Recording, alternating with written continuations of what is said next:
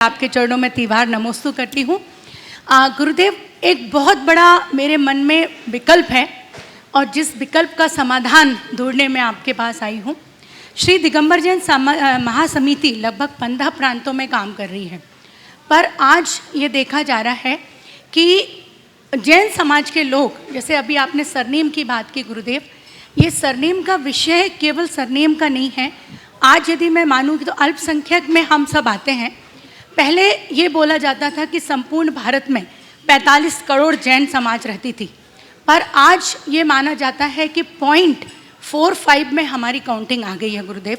और अभी जैसे मैं महाराष्ट्र की बात करूं, केरल की बात करूं, कर्नाटक की बात करूं, तो पिछले माह ही लगभग 1.5 लाख लोगों ने जैन धर्म छोड़ के दूसरा धर्म अपनाया है।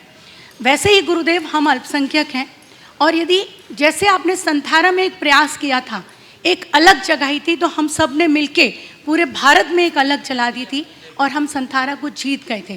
गुरुदेव, अब वह समय है, यदि हम सब वैसे ही अल्पसंख्यक हैं और यदि इस तरह से हम और अल्पसंख्यक होते चले जाएंगे और जैन समाज के लोग बाहर चले जाएंगे, तो हमारी संख्या कितनी बचेगी। दूसरी बात, यदि हम दूसरा पहलू देखने की कोशिश करते हैं, तो दूसरा पहलू यह है कि यदि कोई नियम लेके जैन बन जाता है और वो जैन समाज अपने आगे लिखाना चाहता है, तो हमारे समाज में ऐसा कोई प्रावधान ही नहीं है कि हम उनको जैन की सुकृति दें। तो अब आप मुझे ये मार्गदर्शन करें कि ये दोनों विषय पे हम कार्य कैसे कर सकते हैं। देखिए, आपने एक गंभीर सामाजिक विषय को यहाँ उपस्थित किया।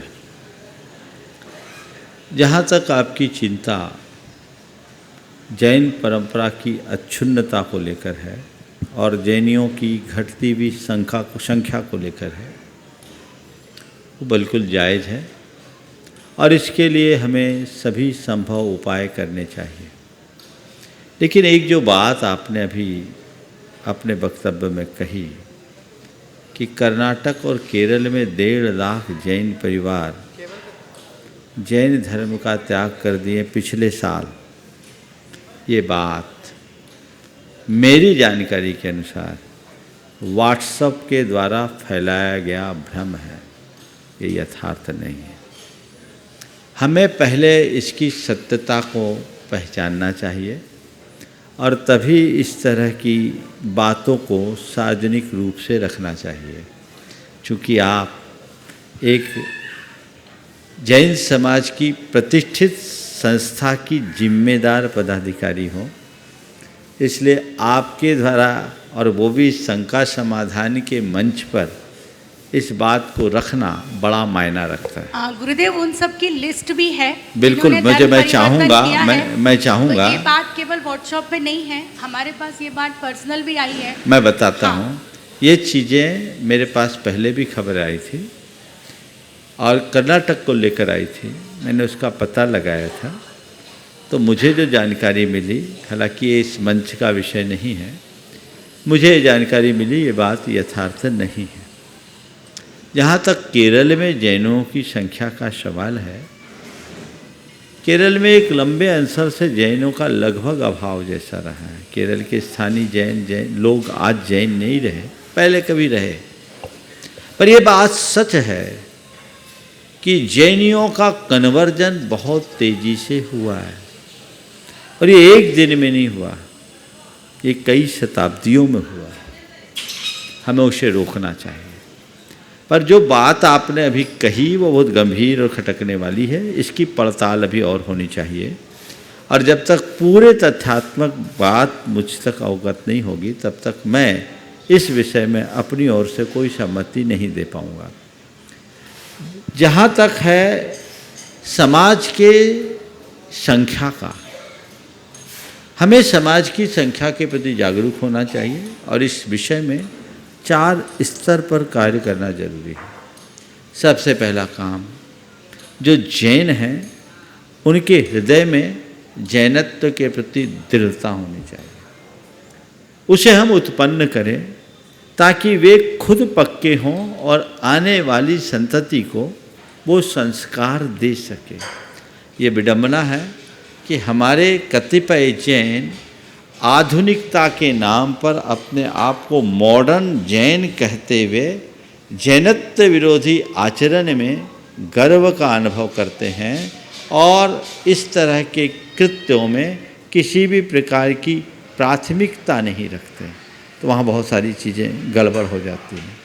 तो एक तो ये होना चाहिए कि हम हर व्यक्ति के अंदर जैनत्व के गौरव का बोध कराएं। दूसरी बात, आज हम जिन कारणों से हमारे कतिपय लोग जैन धर्म से विमुख हो रहे हैं, उन कारणों का निवारण करें। और कुछ चीज़ें जिसमें हमारी कट्टरपंथी मानसिकता भी एक बड़ा कारण है। हमारे समाज के बहुत सारी जातियां आज विलुप्त हुई। एक ज़माने में जैनियों की 84 जातियां हुआ करती थी। आप सबको सुनकर के आश्चर्य होगा, गांधी जी जिस जाति में उत्पन्न हुए थे वो मोड़ बनियों की जाति थी, और मोड़ बनियों की जाति में एक ज़माने में बहुसंख्यक लोग जैन हुआ करते थे। वो अब सब वैष्णव हो गए। तो ऐसे हमारी कई जातियां जो जैन से अजैन हुई है, हमें चाहिए कि उन तक हम संपर्क बढ़ाएं और उन्हें वापस जैनत्व का बोध कराकर जैन की मूल धारा से जोड़ने की कोशिश करें। हम लोगों की एक कमी है, कमी शब्द मुझे अच्छा नहीं लगता, हम लोगों की एक विशेषता है कि हम ये सब बातें मंचों पर खूब कर लेते हैं, बाद में प्रपंचों में उलझ जाते हैं। प्रैक्टिकली करें, हम जुड़े लोगों के पास जाएं, उन तक उनका इतिहास बताएं। भोपाल में एक परिवार ऐसा था और उनको मैंने इसी तरीके से जोड़ा, तो आज वो मोड़ बनिया के स्वरूप में होने के बाद भी जैन धर्म से जुड़े। तो ये एक बहुत अच्छी संभावना है। हमें उनके पूरे इतिहास का उन्हें बोध कराना चाहिए और ऐसे लोगों को अपने साथ मिलाना चाहिए। दक्षिण भारत में महाराष्ट्र में कासार जाति है, इधर सराग जाति है, ये और पूरे देश में बहुत सारी जातियां हैं, उनको हमें अपने साथ जोड़ने का प्रयास करना चाहिए। तीसरी बात, हमारे बीच जो आज इन सब चीज़ों को महत्व नहीं देते हैं और विवाह शादी आदि में चाहे जिसको अपना रहे हैं, उनके लिए भी हमें थोड़ा सावधान करना चाहिए कि एक बेटी के जाने से एक वंश जाता है, आगे की पूरी परिपाटी चली जाएगी। हमारी जिम्मेदारी है कि हम इसके लिए क्या करें। हमें उन बहनों का साथ लेना चाहिए जो किसी वजह से गैर जैन से विवाह की और आज दुखी है, जो आज कहती है, मेरे संपर्क में ऐसी सैकड़ों महिलाएं हैं जो अपने इस गलत निर्णय से आज भी दुखी है और वो कहती है कि हमने बहुत गलत किया। वो बात आज लोगों के बीच जाना चाहिए ताकि लोग उसे समझें और अपने आने वाली पीढ़ी को संभाल सके। चौथी बात, हमें जैन के प्रति, जैन धर्म के साथ लोगों को जोड़ने के लिए एक माहौल बनाना चाहिए और समाज के बीच एक ऐसी उदारता का वातावरण बनाना चाहिए ताकि यदि कोई व्यक्ति आचार और विचार के साथ जैन धर्म को अंगीकार करना चाहे तो समाज उसका स्वागत करे। अभी जब मैं राजस्थान में बिहार कर रहा था, चित्तौड़गढ़ के आसपास, वहाँ वीरवाल जैनी, वीरवाल जैनियों का इतिहास लगभग 100 साल पुराना है। वीरवाल ये एक जाति है। ये सब कौन थे? ये सब जायसवाल थे। और ये जायसवाल थे और एक स्थानकवासी साधु महाराज के प्रभाव में आकर इन सब ने जैन धर्म को अंगीकार किया और आज ये बहुत अच्छे से जैन धर्म का पालन करते हैं। ये एक बहुत अच्छी संभावना है और ये हमारे शास्त्रों में है। यदि आप जैन समाज के इतिहास को पलट कर देखेंगे तो जितने भी जैन जातियां हैं सब लगभग कन्वर्टेड हैं, लेकिन आज हम लोगों ने अपनी कट्टरपंथी मानसिकता के कारण या कथित आर्ष मार्ग के नाम पर सारे रास्ते बंद कर दिए। इससे बहुत बड़ा नुकसान हुआ, समाज की क्षति हुई, हमारे अपने लोग ही हमसे दूर हो गए। हमें उन सब को रोकना चाहिए और एक नई संभावना तलाशनी चाहिए। मैं जब उदयपुर, चित्तौड़गढ़ के आसपास बिहार कर रहा था तो कई जगह मैंने उनके स्थानकों में प्रवास किया। वहाँ उनके स्थानक में हमारा विश्राम हुआ, कहीं आहारचर्या हुई और बहुत अच्छे से वे पूरी तरह अहिंसा धर्म का पालन करते हैं। और ऐसे भी जायसवाल समाज का जो इतिहास बताता है, ये सब कलभ्र वंशी थे।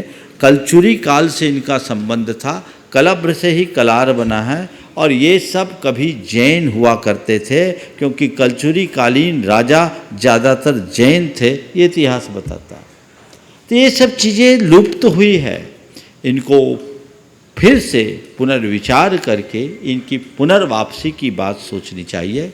पर मैं समझता हूँ ये बात केवल हमारे आपके बीच की चर्चा से संभव नहीं है, इसके लिए एक बड़े विजन के साथ एक मिशन का रूप देना होगा। और चूँकि ये सब बातें मेरे ज्यूरिडिक्शन से बाहर हैं, मेरी अपनी मर्यादाएं, ये आचार्यों का काम है, हम लोग तो उनकी बातों को आगे बढ़ाने वाले हैं। इसे शीर्ष स्तर पर सोचना चाहिए और इसके लिए कोई रास्ता निकालना चाहिए। मैंने गुरुदेव से भी इस बार नेमावर के प्रवास में इस विषय पर अपनी चिंता प्रकट की थी। उन्होंने मुझे कुछ रास्ता और निर्देश भी दिया, मैं उसके ऊपर चल रहा हूँ। लेकिन हमें आज बहुत बड़ी ज़रूरत है इस प्रकार के वातावरण बनाने की, क्योंकि आज की तारीख में जैन धर्म में इतना अच्छा पोटेंशियल है कि इसे हम जन धर्म बना सकते हैं। लेकिन हमें अपनी संकीर्णताओं को त्यागना होगा, इसे व्यापक पटल पर देखना होगा। लेकिन क्या करें, समाज का हाजमा भी खराब है। यदि अभी कुछ थोड़ा हो गया तो लोग हल्ला मचाना शुरू करेंगे। तो एक वातावरण बनाने की ज़रूरत है। लेकिन ये बात बिल्कुल सत्य है, समय रहते हम नहीं चेते तो सब कुछ खो जाएगा, खो जाएगा। हम 40 करोड़ से अगर 44 लाख होते हैं तो 44 लाख से 44,000 होने में कितने साल लगेंगे? आने वाले 50 वर्षों बाद पता नहीं हमारा क्या होगा। फिर हमारी परंपराएं, हमारी संस्कृति, फिर हमारा धर्म, ये कहाँ जाएगा?